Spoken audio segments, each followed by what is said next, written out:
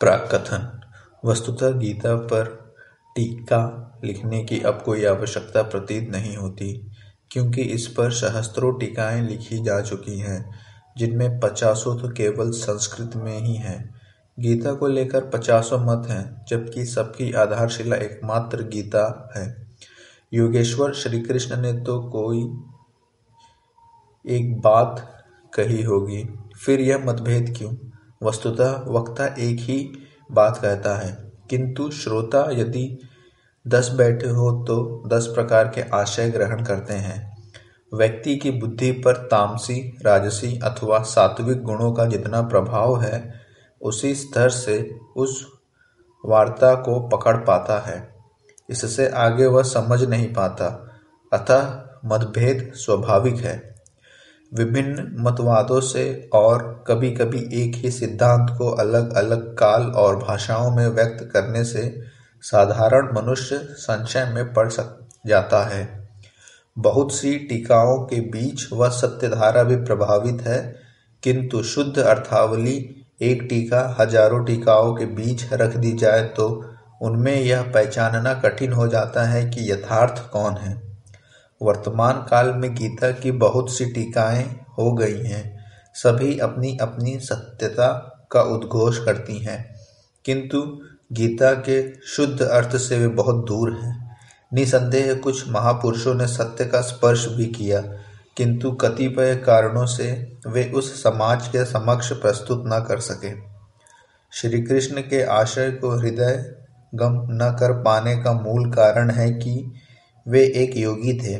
श्री कृष्ण जिस स्तर की बात करते थे, क्रमशः चलकर उसी स्तर पर खड़ा होने वाला कोई महापुरुष ही अक्षरशः बता सकेगा कि श्री कृष्ण ने जिस समय गीता का उपदेश दिया था, उस समय उनके मनोगत भाव क्या थे।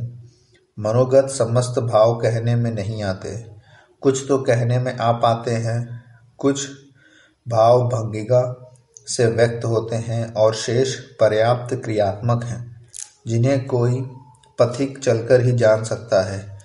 जिस स्तर पर श्री कृष्ण थे, क्रमशः चलकर उसी अवस्था को प्राप्त महापुरुष ही जानता है कि गीता क्या कहती है। वह गीता की पंक्तियां ही नहीं दोहराता, बल्कि उनके भावों को भी दर्शा देता है, क्योंकि जो दृश्य श्री कृष्ण के सामने थे, वही उस वर्तमान महापुरुष के समक्ष भी है। इसलिए वह देखता है, दिखा देगा, आप में जागृत भी कर देगा, उस पथ पर चल भी देगा। पूज्य श्री परम हंस महाराज जी उसी स्तर के महापुरुष थे। उनकी वाणी तथा अंतःप्रेरणा से मुझे गीता का जो अर्थ मिला, उसी का संकलन यथार्थ गीता है। इसमें मेरा अपना कुछ भी नहीं है, यह क्रियात्मक है। साधन अपनाने वाले प्रत्येक पुरुष को इसी परिधि से गुजरना होगा। जब तक वह इससे अलग है, तब तक स्पष्ट है कि वह साधन नहीं करता, किसी न किसी प्रकार की लकीर अवश्य पीटता है। अतः किसी महापुरुष की शरण ले। श्री कृष्ण ने किसी अन्य सत्य को नहीं बताया, बल्कि कहा, ऋषियों ने अनेकों बार जिसका गायन किया है, वही कहने जा रहा हूँ।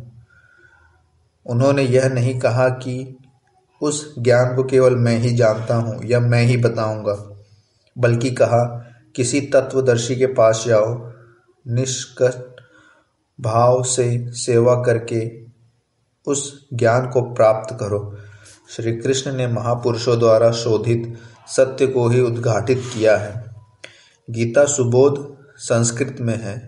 यदि अन्वयार्थ ही ले तो गीता का अधिकांश आप स्वयं हृदयंगम कर सकेंगे, किंतु आप ज्यों का त्यों अर्थ नहीं लेते। उदाहरण के लिए श्री कृष्ण ने स्पष्ट कहा है कि यज्ञ की प्रक्रिया ही कर्म है, फिर भी आप कहते हैं कि खेती करना कर्म है।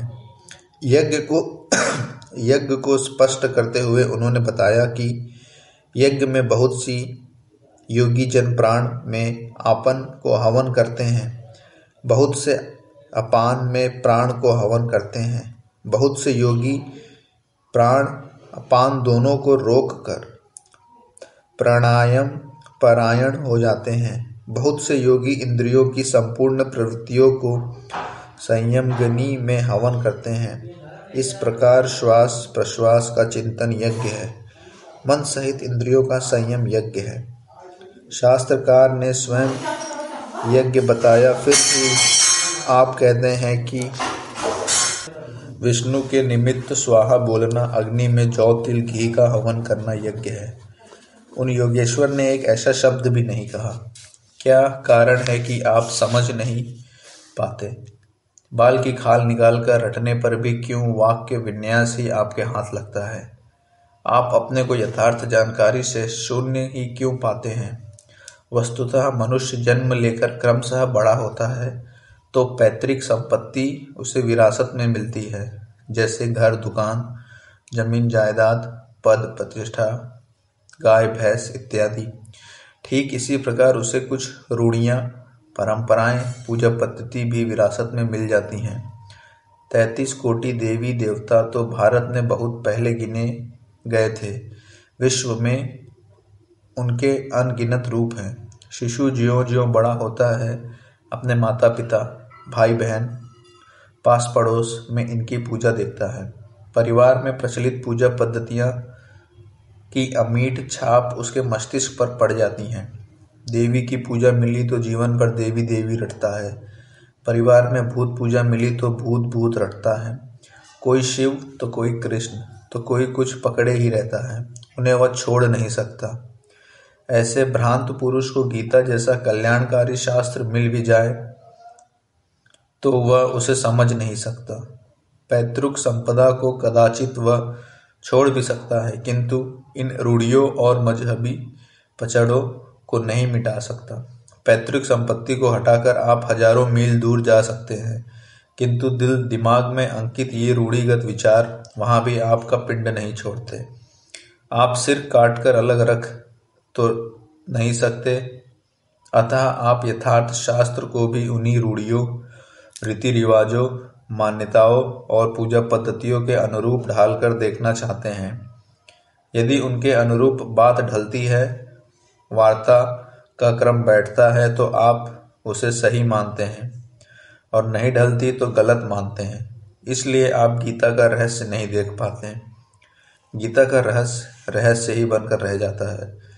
इसके वास्तविक पारखी संत अथवा सद्गुरु हैं। वही बता सकते हैं कि गीता क्या कहती है। सब नहीं जान सकते। सबके लिए सुलभ उपाय यही है कि इसे किसी महापुरुष के साथ में समझें, जिसके लिए श्री कृष्ण ने बल दिया है। गीता किसी विशिष्ट व्यक्ति, जाति, वर्ग, पंथ, देश, काल या किसी रूढ़िग्रस्त संप्रदाय का ग्रंथ नहीं है, बल्कि यह सार्वलौकिक, सार्वकालिक धर्म ग्रंथ है। यह प्रत्येक देश, प्रत्येक जाति तथा प्रत्येक स्तर के स्त्री पुरुष के लिए, सबके लिए है। केवल दूसरों से सुनकर या किसी से प्रभावित होकर मनुष्य को ऐसा निर्णय नहीं लेना चाहिए कि जिसका प्रभाव सीधे उसके अपने अस्तित्व पर पड़ता हो। पूर्वाग्रह की भावना से मुक्त होकर सत्यान्वेषियों के लिए यह आर्ष ग्रंथ आलोक स्तंभ है। हिंदुओं का आग्रह है कि वेद ही प्रमाण है। वेद का अर्थ है ज्ञान, परमात्मा की जानकारी। परमात्मा न संस्कृत में है न संहिताओं में। पुस्तक तो उसका संकेत मात्र है। यह वस्तुतः हृदय में जागृत होता है। विश्वामित्र चिंतन कर रहे थे। उनकी भक्ति देखकर ब्रह्मा आए, बोले, आज से तुम ऋषि हो। विश्वामित्र को संतोष नहीं हुआ, चिंतन में लगे रहे। कुछ काल पश्चात देवताओं सहित ब्रह्मा पुनः आए और बोले, आज से तुम राजश्री हो। किंतु विश्वामित्र का समाधान न हुआ। वे अनवरत चिंतन में लगे रहे। ब्रह्मा दैवी संपदाओं के साथ पुनः आए और बताया कि आज से तुम महर्षि हुए।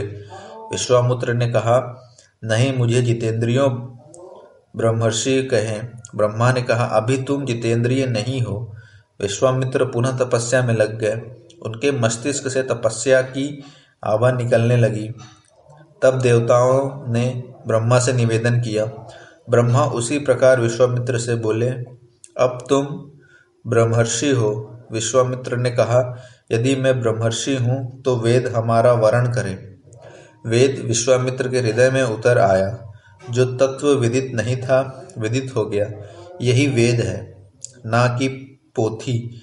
जहाँ विश्वामित्र रहते थे वहाँ वेद रहता था।